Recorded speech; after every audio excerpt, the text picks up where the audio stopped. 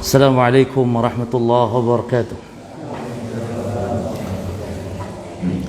Innal hamdalillah nahmaduhu wa nasta'inuhu wa nastaghfiruh. Na'udzu billahi min shururi anfusina min sayyiati a'malina. May yahdihillahu fala mudilla lahu wa may yudlil fala hadiya lahu. Wa asyhadu an la ilaha illallah wahdahu la syarika lahu wa asyhadu anna Muhammadan 'abduhu wa rasuluh sallallahu alaihi wa ala alihi wa ashabihi wa tabi'in wa man tabi'ahum bi ihsanin ila yaumiddin wa sallama tasliman katsira amma ba'd. Ikhwani fi din wa akhwati fillah, kaum muslimin jamaah musalla qalbun salim yang semoga dirahmati dan diberkahi oleh Allah Subhanahu wa taala. Setelah beberapa pertemuan libur, kita melanjutkan kembali pembahasan kitab Al-Wajiz Fiqh Sunnati wal Kitabil Aziz karya Syekh Abdul Azim Al-Badawi hafizahullah ta'ala. Kitab yang menjelaskan tentang masalah-masalah fikih namun dengan pendekatan madhab ahli hadis. Ini tidak berpihak kepada salah satu madhab, tapi berdasarkan madhab, yakni bukan kepada madhab yang masyhur dari kalangan para ulama madhab, tapi kepada madhab ahli hadis. Baik, pembahasan yang lalu, dan tolong diusahakan setiap antum membaca atau melihat kitab aslinya yang disebar melalui PDF-nya ya. Ya syukur-syukur punya kitabnya, kalau tidak melalui PDF-nya. Demikian para ikhwan.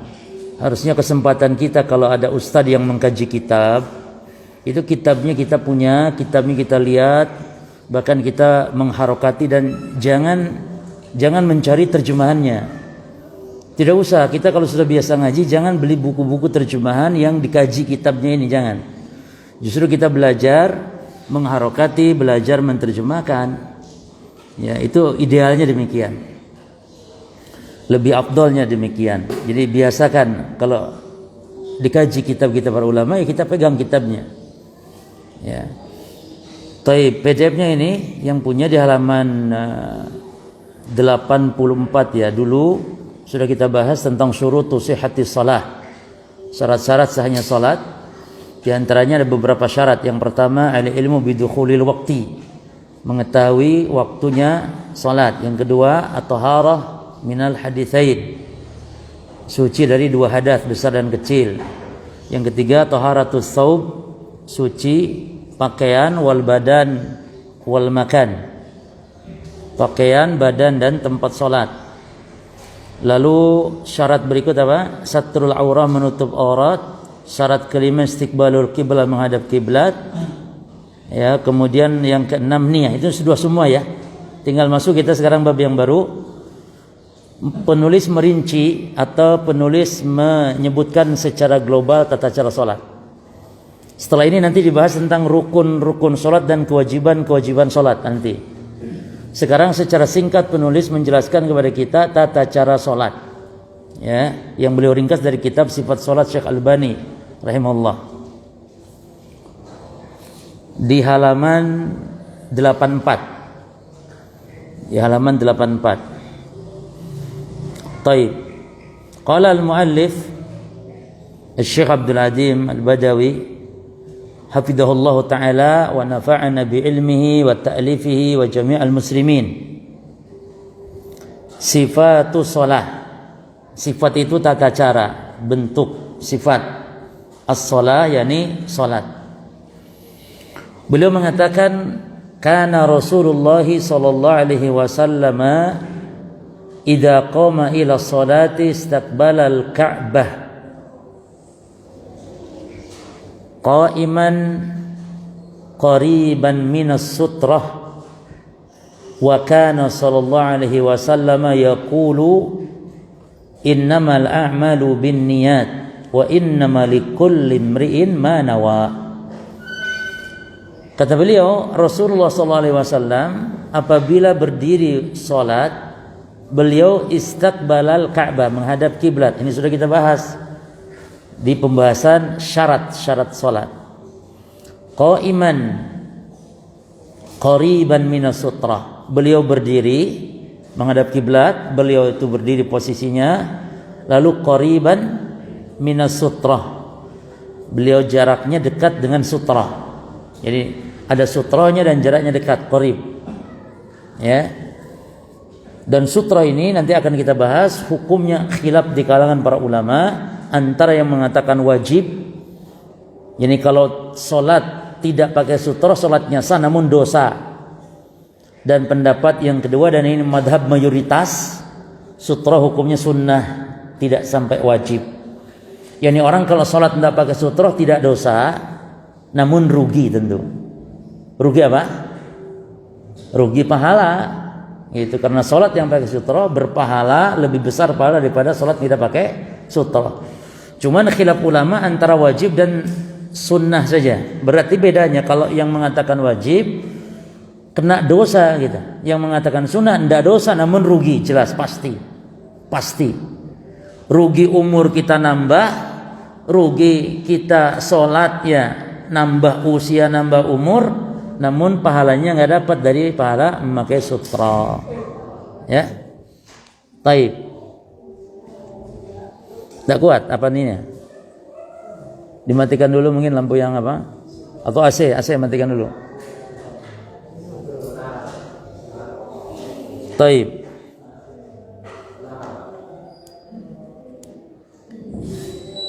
Alhamdulillah. Nah.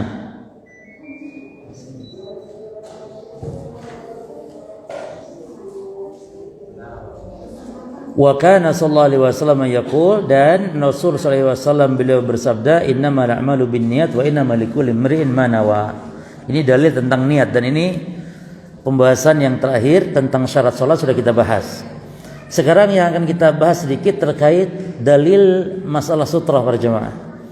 Di sini kata muallif, Nabi itu salat mendekat kepada sutra. Ada beberapa riwayat. Yang pertama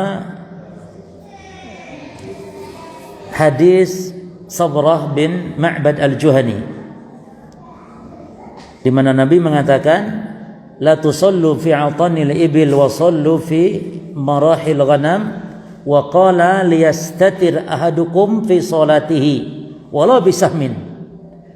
Jangan kalian salat di kandang-kandang di tempat menderumnya unta, namun salatlah di kandang-kandangnya kambing.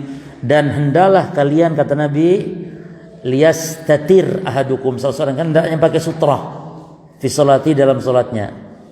Ulama-ulama yang mengatakan wajib termasuk penulis kitab ini, ya, Syekh Abdul Adim Al-Badawi hafizahullah, juga memasukkan sutra kepada wajibatus salat, kepada kewajiban-kewajiban salat. Berarti berdosa orang kalau salat tidak pakai sutra. Maka jemaah, kalau kita ingin pendapat yang hati-hati, tentu yang mana? Hati-hati ya wajib. Artinya kita salat senantiasa pakai sutra. Nanti akan kita bahas pada pembahasan wajibatus salat insyaallah lebih detailnya lagi. Walau bisahmin, walaupun dengan anak panah, tancapkan anak panah. Jadi sutra juga nanti ada batasannya ya, minimalnya berapa. Ada orang pakai sutra pakai gelas aqua begini. Jadi begini, taruh begini. Lah ya jemaah. Sebab batasannya disebutkan yakni mislu akhirati rahal, seperti pelananya unta. Yani satu, ini kata para ulama, satu dira begini. Ya, ini kurang lebih, jadi boleh kurang sedikit, boleh lebih. Tapi nek sakmene yo mosok sakmene. Atau garis tok misalnya. Ya, kata Nabi wallah bi saham. Lalu dalam hadis Abu Dzar, orang kalau sholat tidak pakai sutra, ya, lalu dilewati di hadapannya. Sebab kalau orang sholat itu pakai sutra juga di antara faedahnya jemaah, orang lalu lalang di hadapan kita bebas, ya. Dan tidak mungkin orang kalau sholat pakai sutra, orang akan melewati kita, tapi akan lewat di hadapannya karena tahu dia sedang sholat. Ya. Kadang-kadang orang kalau tidak pakai sutra, orang lewat bebas masuk keluar. Nah, dalam hadis disebutkan yaqta'u salatahu al-himar wal mar'ah wal kalb wal kalbus al-aswad, dalam riwayat bahwasanya salatnya bisa batal, putus, ya, yang dilewati oleh keledai, dilewati oleh wanita, dan anjing hitam. Kenapa anjing hitam? Anjing hitam syaitan. Nah, para ulama beda pendapat ini masalah Yaqta'u. Yaqta'u itu artinya putus. Apa makna putus salat gitu. Ya. Dan ada dua pendapat masalah ini. Putus salat itu apa maknanya? Makna pertama, pendapat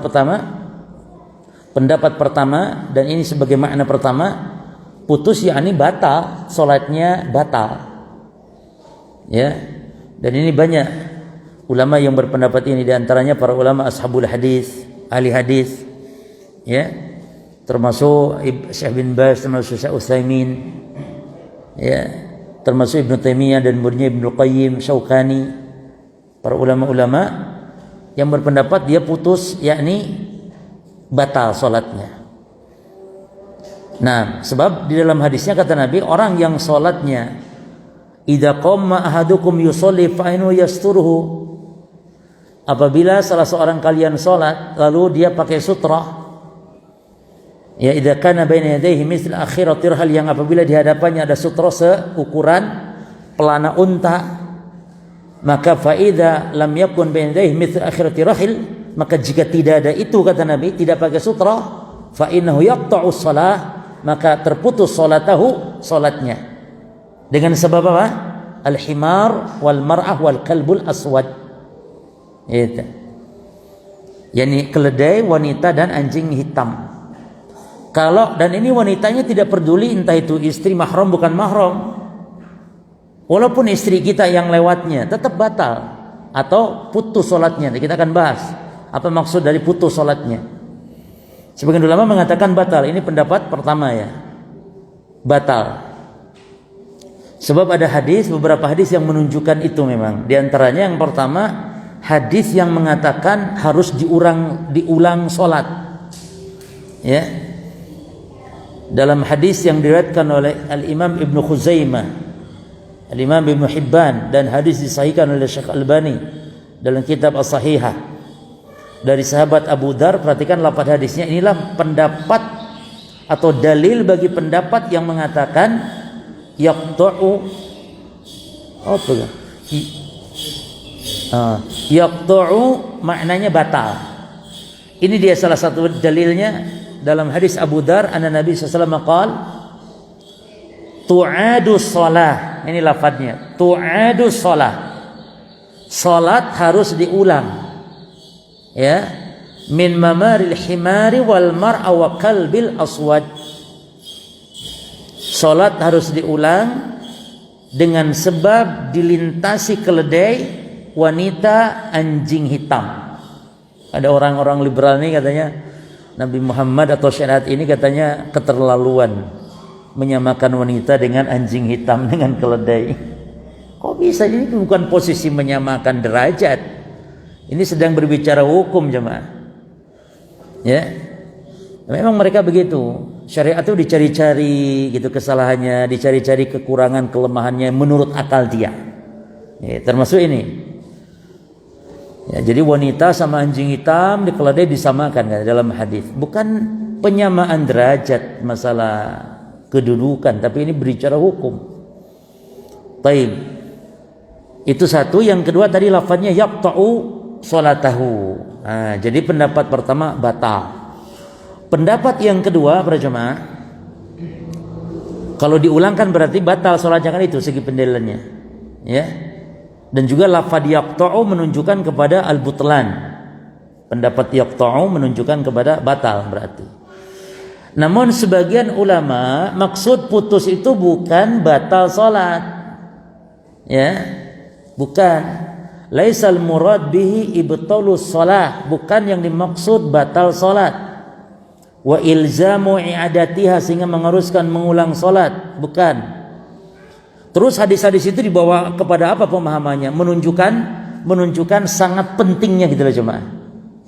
Jadi tidak harus menunjukkan batalnya, tapi menunjukkan sangat pentingnya. Jadi yang dimaksud dengan al-qat'u, ini maksud dengan putus, yakni putus maksudnya kesempurnaannya, putus yakni khusyuknya, sehingga orang yang dilintasi tiga tadi tersibukkan.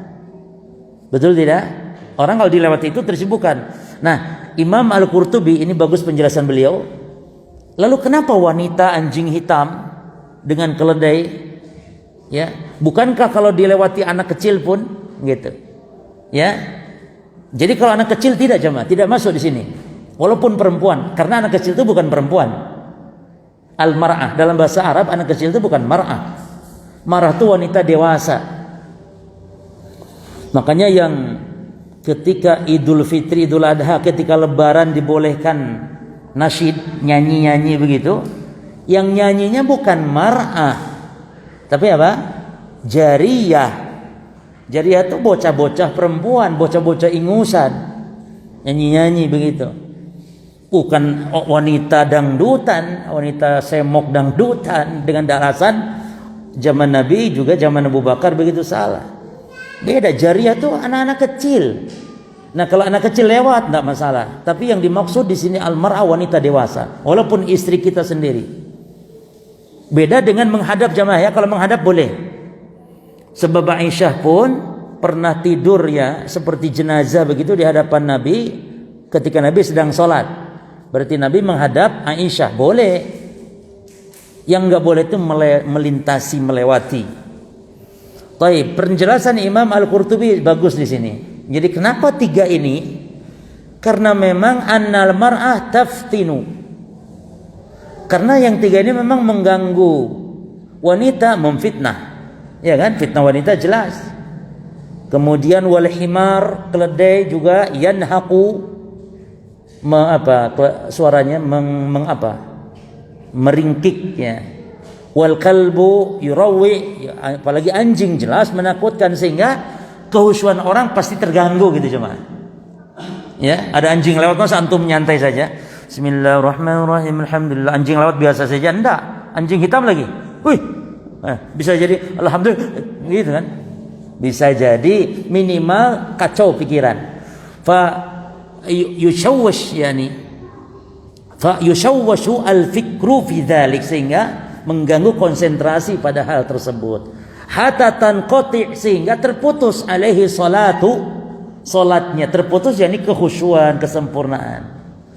Pokoknya ada dua pendapat ini jemaah. Ada yang mengatakan batal, ada yang mengatakan hanya terputus kesempurnaan, terputus kekhusyuannya. Ya. Baik. Kemudian berkaitan dengan sutrah adalah kita harus dekat. Yani dekat maksudnya jarak ke sutrah, di mana jaraknya, kalau jarak jauhnya itu tiga dhira' jemaah. Kurang lebihnya 3 dhira'. Adapun tingginya sutra ya seperti tadi, pelana kendaraan ya unta.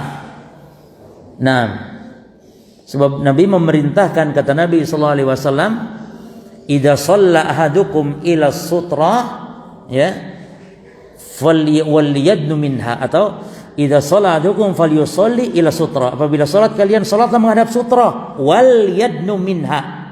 Dan hendaklah, ini perintah, dan hendaklah mendekat dengan sutra. Wala yada ahadan yamurru baina yadayhi, dan tidak boleh dibiarkan ada orang yang melintasi di hadapannya di dalam sutra, di hadapannya di dalam sutra. Jangan. Tapi hendaklah dicegah. Nah, fa in jahadun yamur, kalau ada orang yang melintasi kata Nabi maka cegah, torak. Bahkan kalau maksa falyuqatilhu, perangi. Arti perang itu bukan berarti langsung main pukul, bukan, artinya cegah dengan paksa. Fa innahu syaitan, karena dia adalah setan kata Nabi. Berarti pentingnya jemaah, dan kita harus lapang dada tentang hukum sutra ya, namun yang lebih hati-hati hukumnya wajib. Wajib. Ya, artinya kalau kita mampu, kenapa gitu harus enggak pakai sutra? Misalnya antum di sini ada tembok kosong, ngapain harus jauh-jauh tanpa pakai sutra? Ini ada tembok, salat. Kecuali memang kalau sudah nggak ada apapun benda, nggak ada pula orang duduk dan semisal, ya sudah. Nah, jadi caranya kalau untuk jarak jauhnya jemaah, antara kita sujud ya, antara kita sujud, biarkan sekitar 1 ekor kambing bisa lewat gitu. Jadi sisanya, jadi kita sujud ke jarak sutra itu untuk hanya celah 1 ekor kambing lewat. Sekitar 3 hasta ini ya jaraknya, atau minimal pas sujud saja. Kalau mau dilebihkan sedikit, 1 ekor kambing lewat. Kalaupun tidak, paskan kita sujud ya pas begini, atau 1 ekor kambing lewat. lebihkan. Nah, itu batasannya. Wala yajiz ala qadri salasati adra. Tidak lebih dari 3 hasta. Ya, tidak lebih. Makanya kalau kita sedang sholat tiba-tiba mungkin masbuk, ya. Sebab kalau sedang sholat berjamaah kita tidak usah pakai sutra. Karena sutrohnya orang berjamaah itu adalah sutrohnya imam, coba. Jadi sutrohnya imam, sutroh bagi para makmum. Oleh karena itu melintasi makmum itu dibolehkan. Jadi antum jangan menolak, jangan mencegah. Antum makmum, orang lewat jangan dicegah, biarkan. Keliru. Bahkan itu menyelisihi sunnah. Jangan. Dibolehkan. Maka kalau misalnya sholat berjamaah, ya sebenarnya makanya kalau masjid darurat pintu, sholat saja terus di pintu itu berjamaah penuhi, nanti orang lewat pun melintasi orang yang sholat nggak masalah. Itu. Kalau dia makmum posisinya, tapi melintasi imam tidak boleh, atau melintasi orang yang sholatnya munfarid. Sholat itu kan satu dari 3 keadaan, bisa sebagai makmum, bisa sebagai imam, bisa sebagai sholat sendiri. Berarti yang sutroh yang harus perhatikan adalah dia bagi orang yang sholatnya imam dan sholat munfarid saja. Antum kalau masbuk, berarti ketika masbuk sudah sholat munfarid namanya, berarti harus mencari sutroh. Nah boleh jalan sedikit ke kiri, geser kanan, maju sedikit. Tapi kalau jalannya banyak, sampai 10 meter harus jalan, nggak boleh. Ya, apalagi dari belakang sampai ke depan. Sudah, nggak mampu. Atau kalau enggak, kita yang ini jamaah ada sutra di masjid, letakkan supaya beramal. Ini bentuk bagian dari amal kita kepada dia. Ya. Bisa jadikan kita duduk. Maka mungkin kalau ada yang masbuk, kita sedang duduk wirid, orang dibilang kita sedang masbuk salat, menyempurnakan, kita yang duduk dijadikan sutroh tentu sama dia. Nah kita duduk nggak masalah. Jangan malah balas dendam, kurang ajar nih, anak tak balas dendam, aku tak pulang supaya dia tidak punya sutroh. Itu barangkali dendam. Ngapain? Duduk berpahala aja, Pak. Ya. Taib. Kemudian ancaman bagi orang yang melintasi sutra itu berat. Kata Nabi, "Lau ya'lam," ya. Seandainya manusia tahu gitu. Seandainya manusia tahu betapa besarnya dosa gitu melintasi orang yang sedang sholat, maka kalau dia harus berdiri selama 40, dia akan lakukan itu. Ada yang mengatakan 40 hari, 40 tahun, 40 bulan dan semisal. Ini akan menunjukkan beratnya orang yang melintasi orang yang sedang sholat. Taib jamaah sekalian, kalau ada orang sholat nggak pakai sutra, bagaimana kita cara supaya tidak melintasi? Boleh lintasi di hadapannya sejarak sujudnya saja. Kalau pakai sajadah ya, dia nggak pakai sutra. Ya, tetap walaupun nggak pakai sutra, kita tidak boleh melintasi di hadapan, yakni di hadapan tempat sujudnya. Jadi kalau bisa, kalaupun melintasi boleh, tapi di mana? Di luar tempat sujudnya, atau di hadapan sajadahnya. Apalagi kalau pakai sutra, sudah kita malah bebas selalu lalang. Ya. Oleh karena itu nanti orang kalau pakai sutra itu manfaatnya dia akan lebih khusyuk karena pandangan tidak melewati dari sutra tersebut. Taib. Atau melintasi baina yadayil musalli, lewat di hadapan orang yang salat, mada alaihi ay minal ism, apa yang didapatkan berupa dosa, la kana an yaqifa 40 khairan lahu min an yamurra baina yadayhi. Ini saya berdiri nunggu sampai selesai orang salat selama 40 pun lebih baik baginya daripada harus melintasi orang yang sedang salat. 40 apa? Enggak disebutkan. 40 hari, 40 bulan, 40 tahun. Ya. Baik, itu masalah sutra dan yang kita perpanjang pembahasan di pembahasan wajibatus shalah insyaallah. Terus, summa kana, lihat lagi kitabnya. Summa kana sallallahu alaihi wasallam yastaftihu sholata. Kemudian Nabi sallallahu alaihi wasallam membuka salatnya biqaulihi, dengan ucapan Allahu Akbar. Nah, ini takbir apa namanya? Takbiratul ihram, ya. Bagaimana takbiratul ihram caranya? Ada beberapa hukum kita bahas. Kita baca dulu perkataan muallif hafizahullah, wa kana yarfa'u yadayhi ma'at takbir.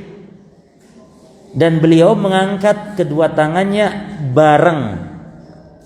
Ada 3 nanti posisinya, boleh bareng, boleh mendahului, boleh setelahnya. Jadi mengangkat tangannya barengan dengan takbir.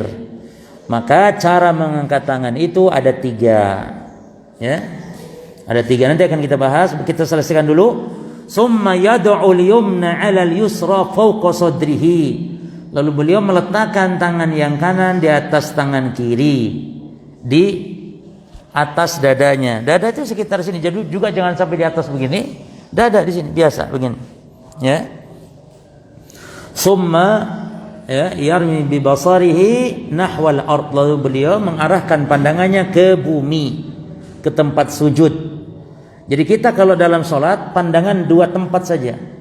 Ketika berdiri ya dan selainnya itu pandangan ke arah tempat sujud, kecuali ketika duduk.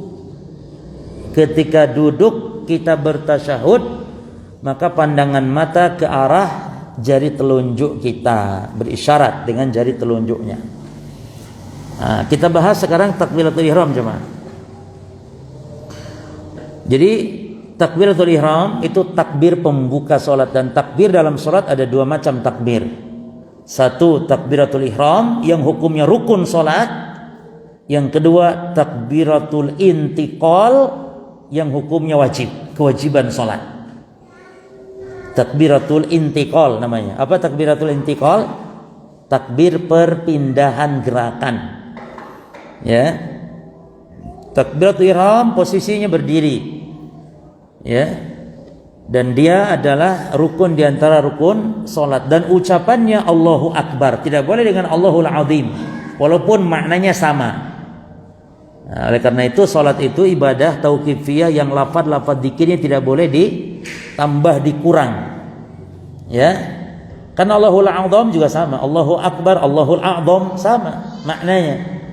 Tapi lafaz Allahu Akbar diganti dengan Allahul Azam tidak sah. Jadi harus Allahu Akbar. Ya, pandangan kemana? Jadi Allahu Akbar begini nih juga pandangan jangan kemana-mana, kan begini Allahu Akbar, pandangan kita itu sudah tetap ke bawah. Dari mulai Allahu Akbar itu sudah ke bawah pandangannya. Jangan kan masih takbir, nanti kalau sudah baca iftitah baru ke bawah. Enggak, mulai takbir Allah jadi sudah ke bawah. Jangan Allahu Akbar kemana-mana dulu, baru Allah setelah bar ke bawah. Enggak, dimulai takbir Allah ke bawah. Ya. Baik. Kemudian Nabi berdiri, ya, jelas berdiri sebab Allah mengatakan wa qumu lillahi qanitin, berdirilah untuk Allah dalam keadaan khusyuk. Ya. Qanitin. Kemudian hukum yang berkaitan dengan takbir para jamaah dan mengangkat tangan. Jadi hadis-hadis yang menjelaskan takbiratul ihram dan angkat tangan itu ada 3 bentuk. Satu, mengangkat tangan terlebih dahulu lalu takbir. Itu yang pertama. Sebagaimana dalam hadis Ibnu Umar, idza qama ila shalah rafa'a yadayhi. Nabi kalau berdiri salat beliau angkat, perhatikan, beliau angkat kedua tangannya hatta takuna hadwa mankibai, sehingga sejajar kedua tangan dengan pundaknya, sejajar begini. Perhatikan lafaz hadis summa, lalu kabbara, bertakbir. Jadi angkat tangan dulu begini baru Allahu Akbar. Jadi angkat tangan dulu ya, baru Allahu Akbar. Angkat tangan duluan. Ini yang pertama. Dan juga hadis Abu Humaid As-Sa'idi juga sama. Karena Nabi SAW rafa yadayhi hatta yuhadhiya bihima mankibai thumma yukabbir. Jadi Nabi angkat tangan dulu baru takbir. Yang kedua takbir dulu lalu angkat tangan. Ya. Sebagaimana dalam hadis Malik bin Al-Huwairis bahwa Malik bin Huwairis ketika menceritakan tata cara salat Nabi, beliau kabbara summa rafa'a yadayhi. Beliau takbir duluan, lalu itu ada jeda lalu ya nih. Jadi bukan bareng tapi takbir dulu bukan bareng. Summa lalu. Jadi takbir dulu kabbara summa rafa'a yadayhi. Jadi bilang begini, Allahu akbar. Atau Allah angkat tangan. Allah dulu diucapkan baru angkat tangan. Allah ya begitu. Allahu akbar baru begini. Nah, yang ketiga apa jemaah? Bareng. Yang ketiga bareng. Berbarengan. Dalam hadisnya disebutkan rafa yadayhi ma'at takbir, ya. Dan ini hadis riwayat dari Abdullah bin Umar. Ra'aitu Rasulullah, kata Ibnu Umar, aku melihat Rasulullah ibtatahat takbir fi shalah, beliau membuka dengan takbir di dalam salatnya. Perhatikan, farafa yadayhi hina kabbara. Nabi angkat kedua tangan ya ketika takbir tersebut, ya, hatta ja'alahuma hadwa mankibaihi, sehingga tangannya beliau sejajar dengan dua pundak. Boleh dengan furu' udhunai, ini telinga, furu' udhunai boleh. Jadi di sini angkat tangan itu agak tinggi sedikit, boleh disejajar dengan pundak, menghadapnya ke kiblat, ya. Dan ininya jarinya rapat begini ya, ya begini. Jadi bukan begini.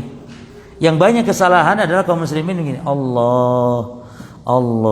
Jadi di sini nggak ada dasarnya sama sekali. Kadang-kadang imam masjid begitu. Jadi imam masjid itu minimal fikih salatnya diperdalam. Fikih salat, fikih sujud sahwi, fikih tata cara salat diperdalam. Ya. Karena imam ketika bagus salatnya, makmum dapat pahala yang banyak, melimpah. Namun walaupun begitu, imam ketika salah pun makmum tidak mendapat dosa. Ini keadilan Allah, ya, rahmat Allah Subhanahu wa taala. Nah, jadi ketika salat melihat tempat tempat sujudnya, jangan kemana-mana, jangan ke atas. Nabi mengatakan la yantahiyanna aqwamun yarfa'una absarahum ila sama fi shalah. Ya. Hendaklah mereka salat hendaklah berhentilah mereka kalau salat mengangkat kepala ke atas, mengangkat pandangan, mengarahkan pandangan ke atas. Hendaklah berhenti, kata Nabi. La yantahiyanna aqwamun, hendaklah berhenti, jangan lagi diulang, sudah. Yaitu mengangkat pandangan-pandangan mereka ila sama, ke atas, fi shalah, ketika dalam sedang salat. Atau ancamannya aulatah tafanna absaruhum, atau Allah akan butakan matanya, ya. Allah akan sambar matanya, buta, atau Allah akan rusakkan matanya. Jadi ini ancaman berat. Jadi kalau sholat jangan menghadap kemana-mana, mengarahkan mana-mana ke tempat sujud. Nah, adapun masalah meletakkan tangan para jemaah, sebagaimana dalam banyak riwayat juga ada beberapa cara, ya. Ada ditempel begini, boleh, ya. Jadi ada 3 cara, ya. Tempel begini, atau digenggam pergelangan begini, atau begini, lengannya yang dipegang. Jadi pergelangan atau ditempelkan saja, ya. Dan tidak boleh ada yang caranya Allahu Akbar. Nah gini, muter dulu, atau di sini. Hadis-hadis tentang di bawah pusar, hadisnya dhaif. Hadis Ali bin Abi Thalib, tahta surrah. Jadi di bawah pusar, ya. Ini hadisnya dhaif. Jadi begini. Nah, bawah ini. Ya. Jadi di atas pusar begini, atau dia di atas sedikit, tapi tidak juga seperti ini. Ada ikhwah yang berlebihan juga begini. Ya. Begini pula lagi ininya. Oh, diketawain nantinya. Jangan, coba. Biasa. Ya, mau begini boleh. Jadi begini. Baik.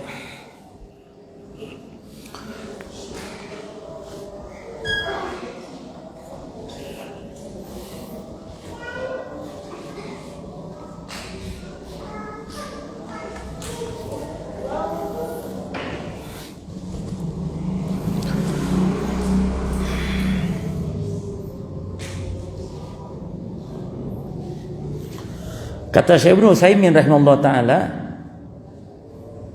meletakkan itu boleh al-qabd, menggenggam, boleh juga al-wad', meletakkan boleh. Meletakkan begini, ya. Boleh juga menggenggam begini. Nah,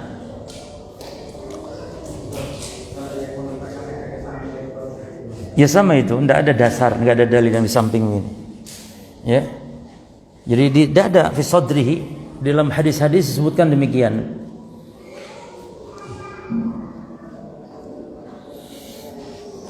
Jadi wadu al-yadul yumna 'ala al-yusra 'ala al-sadr. Nah, jadi boleh diletakkan, boleh digenggamkan caranya. Jelas ya? Kemudian kata mu'alif, kita teruskan, summa yastaftihu al-qira'ah. Lalu beliau mengawali solat setelah takbiratul ihram dengan membaca doa bacaan istiftah bi'ad'iyatin katsira mutanawwi'ah, dengan doa-doa istiftah yang banyak, yang beraneka ragam. Di kitab sifat solat Nabi saja ada sekitar belasan, 16. Ya, kalau kita kan dari dulu wajah tuh saja. Wajah tuh dari kecil sampai mau meninggal dunia, wajah tuh tidak rubah-rubah. Banyak jemaah, hidupkan sunnah itu, jangan hanya satu saja yang dibaca, hidupkan. Karena Nabi juga mencontohkan banyak. Kaidahnya kalau doa bisa dibaca seluruhnya dalam satu waktu, baca semuanya. Seperti doa dzikir pagi petang itu bisa dibaca semuanya. Doa setelah sholat bisa dibaca semuanya, dzikir setelah sholat.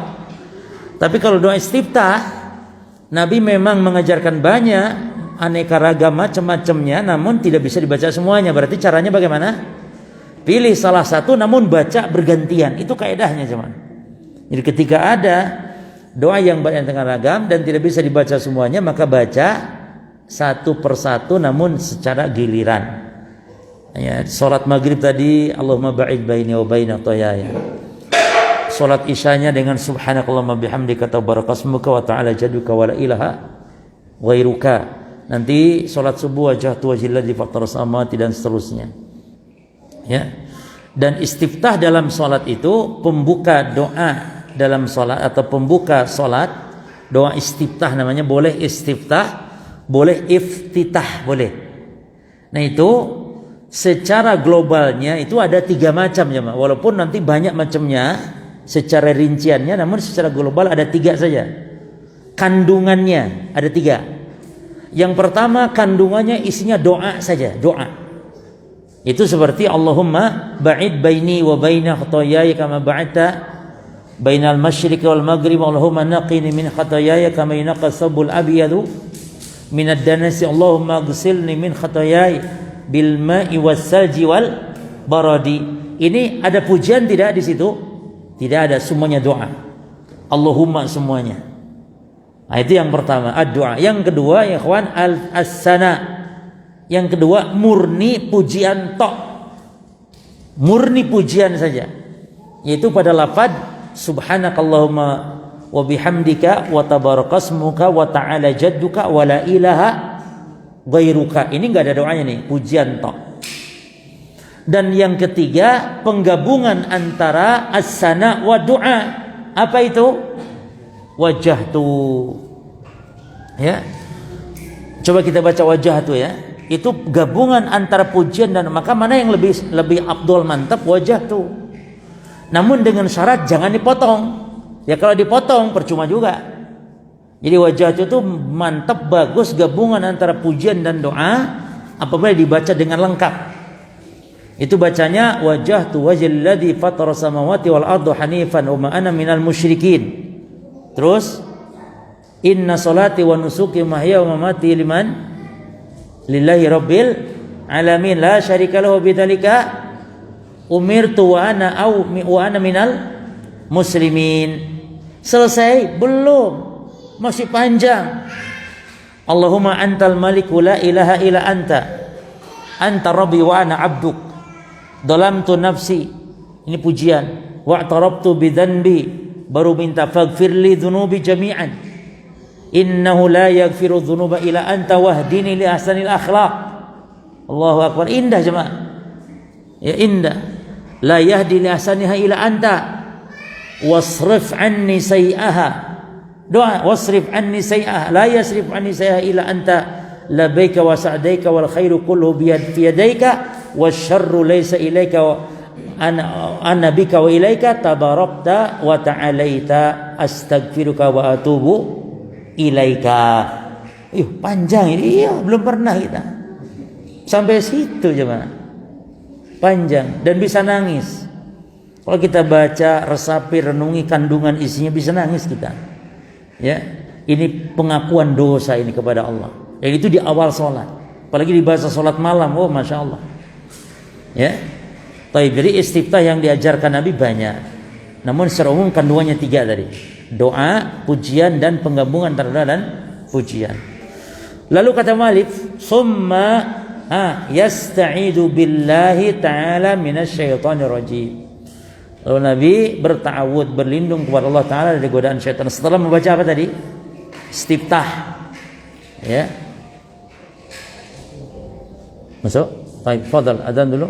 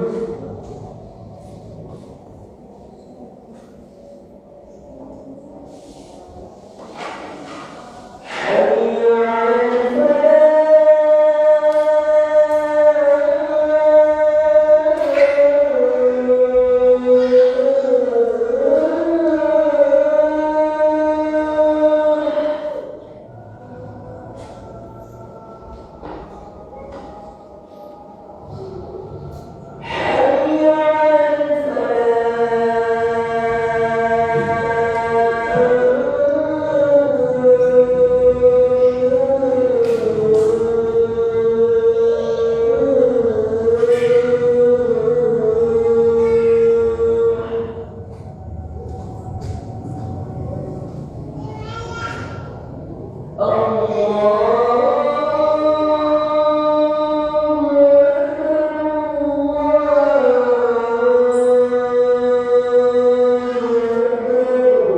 Akbar.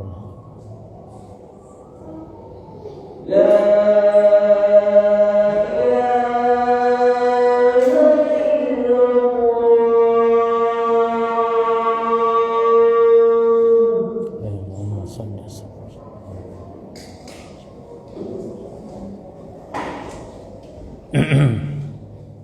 Bismillah, alhamdulillah, wassalatu wassalamu ala rasulillah, thumma ma ba'd. Ikhwani fid din wa akhwati fillah, para pemirsa rahimani wa rahimakumullah. Kemudian mu'alif mengatakan thumma yasta'idzu billahi ta'ala minasyaitonir rajim. Lalu Nabi dalam salatnya itu berlindung kepada Allah Ta'ala dari godaan syaitan yang terkutuk. Hal ini berdasarkan firman Allah di surah An-Nahl ayat 98 dasarnya. Fa idza qara'tal Qur'an fasta'idz billahi minasyaitonir rajim. Apabila kalian membaca Al-Quran, maka hendaklah berlindung kepada Allah dari godaan syaitan yang terkutuk. Dan juga sebagaimana praktek Nabi bila membaca a'udzu billahi samil alim minasyaitonir rajim min hamzihi wa nafthihi wa nafsihi. Nah, jadi membaca ta'awudz dalam salat sebelum kita membaca Al-Quran, dan yang pertama dibaca adalah surah apa? Al-Fatihah. Itu lafaz ta'awudznya ada dua pilihan lafaz atau tiga pilihan lafaz saja. Yang pertama, a'udzu billahi minasyaitonir rajim. Atau yang kedua, a'udzu billahi samiil alim. A'udzu billahi as-samiil alim minasyaitonir rajim. Dua. Yang ketiga, a'udzu billahi samiil alim minasyaitonir rajim tambah min hamzihi wa nafthihi wa nafsihi wa nafsihi wa nafsihi. Nah, tidak boleh karena ini sholat ya. Kalau di luar sholat boleh ta'awud yang macam-macam lagi banyak. Di antara bentuk ta'awud di luar sholat banyak. Contohnya dengan lafaz a'udzu bikalimatil hitammati min syarri ma khalaq. Seperti kata Nabi, man nazala manjilan, siapa yang singgah di sebuah tempat, faqala, lalu membaca a'udzu bikalimatil hitammati min syarri ma khalaq, lalu baca doa itu tadi, kata Nabi, lam yadurru syai' hatta yarhala min manzilihi dzalik, maka tidak akan mendapat kegangguan, kemudaratan, tidak mendapat bahaya gangguan apapun sampai tinggalkan tempat itu. Atau kata Nabi misalnya ketika mendengar anjing menggonggong, idza sami'tum nibahal kilab aw nawahiqul hamiri bil laili fasta'id billahi minasyaiton fa innahuna yarawna ma la tarawun. Kalau kalian mendengar di waktu malam anjing menggonggong atau keledai meringkik di waktu malam, maka berlindunglah dari setan. Berlindung dari gangguan syaitan, karena mereka melihat sesuatu yang kalian tidak lihat, kata Nabi. Nah, ini bebas. Mau a'udzu bikalimatil tammati boleh, atau a'udzu billah juga boleh minasyaitonir rajim. Tapi dalam salat sifatnya tauqifiyah. Itu ingat itu kaidahnya jemaah. Hatta dzikir pada salat pun tauqifiyah.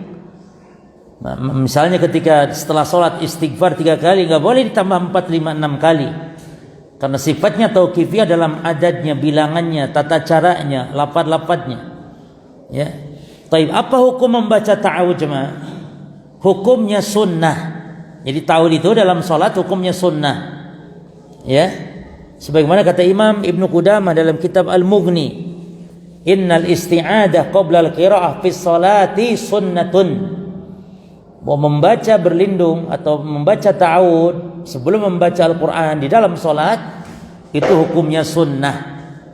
Ya, kalau di dalam sholat sudah hukumnya sunnah, ya apalagi di luar sholat gitu. Ya, namun ada ulama yang mengatakan wajib. Namun yang rajih wallahu ta'ala alam sunnah. Yang kedua berkaitan dengan hukum ta'awud adalah disunahkan bacanya dalam sholat itu dia al-israr, bareng bersama istiftah juga israr. Apa israr? Sir, tidak dijaharkan. Ya. Sebab Nabi disebutkan dalam hadis Abu Sa'id membaca di dalam salatnya, beliau membaca istiftah, summa yaqul, perhatikan, lalu beliau membaca a'udzu billahi samil alim minasyaitonir rajim min namzi wa nafthihi wa nafsihi. Ya. Nabi membaca itu digabungkan dengan istiftah, berarti maknanya sama-sama kedudukannya itu sir. Jadi tidak dikeraskan. Ya. Makanya kata Imam Ibnu Qudamah tadi, yusarru at-ta'awud la'alama fihi khilafan. Perhatikan. Kata Imam Ibnu Qudamah, membaca ta'awud disirkan dalam salat, aku tidak mengetahui adanya khilaf. Berarti maknanya apa? Aku tidak mengetahui adanya khilaf, yakni maknanya ijma ulama.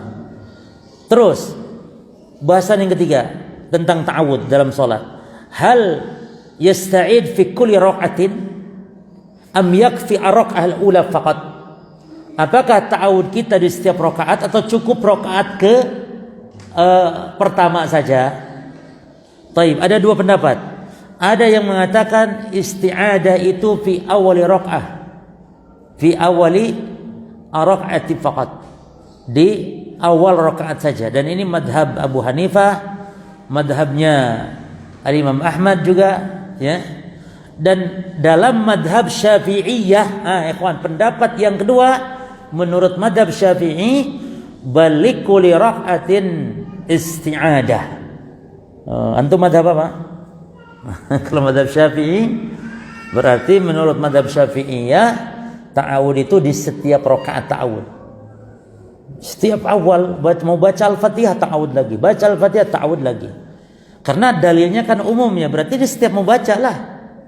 Tadi kita ta'awud untuk rakaat pertama saja kan, rakaat kedua baca lagi Al-Fatihah tidak? Baca, ta'awud lagi. Maka pendapat yang hati-hati berarti yang mana? Madhab siapa? Syafi'iyah.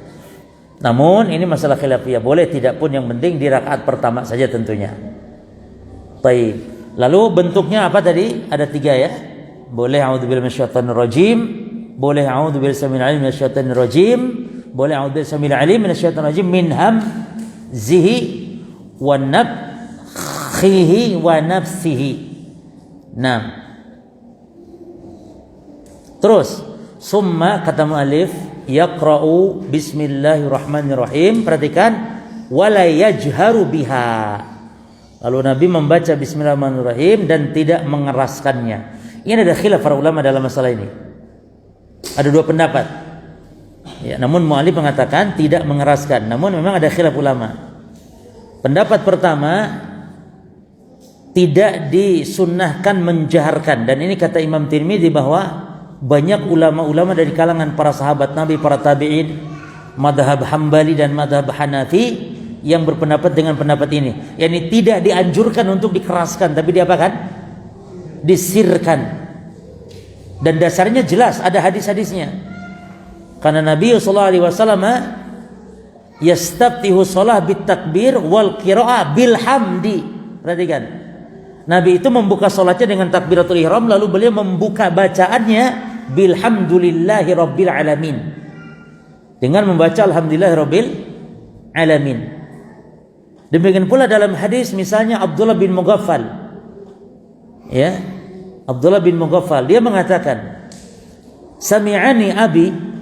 Abdullah bin Mughaffal mengatakan sami'ani abi wa anna fi shalah, ya, sami'ani abi wa ana fi shalah. Bapak saya memperdengarkan kepada saya sementara saya sedang salat, aqulu bismillahirrahmanirrahim. Ya. Bapak saya bukan memperdengarkan, bapak saya mendengar saya gitu. Membaca dalam salat, saya membaca bismillahirrahmanirrahim. Siapa yang baca? Abdullah bin Mughaffal. Jadi yang bacanya Abdullah, yang dengar bapaknya Mughaffal. Dua-duanya sahabat Nabi. Nah, ketika selesai salat, faqala li. Selesai salat, bapaknya ini mengatakan, "Ai bunai, wahai anakku, muhdatsun, iyyaka wal hadats." Wahai anakku, mengeraskan bacaan basmalah dalam salat itu muhdats, yang diada-adakan. Ya. Walam ara ahadan min ashabi Rasulillah, aku enggak pernah lihat seorang pun sahabat Rasul. Ya. Wa kana abghad ilaihi al-hadath fil Islam, dan para sahabat paling benci kepada hal yang diadakan dalam Islam. Dan aku sudah salat di belakang Nabi, wa ma'a Abi Bakar, di belakang Abu Bakar, kata Mughaffal nih. di belakang Umar, di belakang Utsman. Falam asma'u ahadan minhum yaquluha. Dan tidak pernah aku mendengar seorang pun dari mereka membaca bismillah dengan jahar ketika mengimami salat. Ya. Baik, ini riwayat Tirmidzi, hadis ini sahih berjamaah.